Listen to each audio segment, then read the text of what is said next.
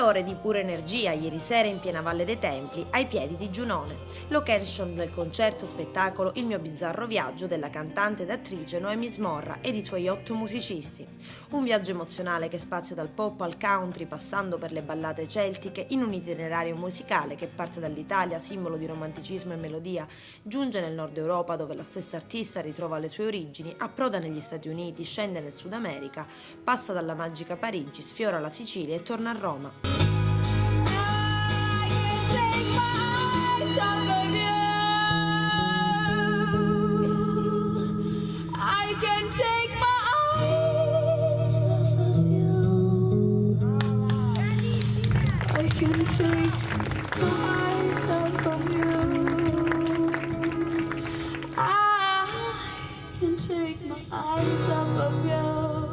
Come nasce questo concerto, questo mix di stili diversi? Allora, intanto dalla mia passione per le varie culture occidentali e popolari e poi dall'incontro con gente di qua assolutamente, quindi Lenia Costanza, Lorena Vetro, Anna Piscopo e Graziano Mossuto, con i quali abbiamo iniziato a pensare ad un progetto che toccasse, che fosse capace di mettere insieme la musica celtica a quella nostrana, passando per il country, la Francia, cercando però di rimanere, cioè di tessere un filo rosso che collegasse tutta questa musica. Ha dichiarato di sentirsi un po' siciliana grazie a queste persone che lavorano con lei? Sicuramente, poi io devo dire il mio primo debutto fu a Taormina quasi 10 anni fa in uno spettacolo grandissimo, poi con Michele Guardini, il ruolo di Lucia che è stato uno dei ruoli più belli che io abbia mai interpretato, e ora con Ilenia Costanza e tutti gli altri nel portare avanti questo viaggio dove per la prima volta tolgo i panni di un personaggio e sono me stessa.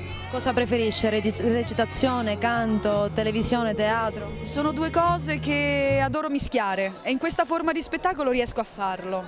Noemi Smorra viaggia con una band eclettica e variopinta che ha raccolto in giro per l'Italia, ma a fare gli onori di casa questa sera è Ilenia Costanza alle percussioni e che firma la direzione artistica di questo tour. Io e Noemi lavoriamo insieme e collaboriamo da 5 anni, oltre al concerto, questo progetto su cui abbiamo lavorato tanto perché ci piace giocare col viaggio.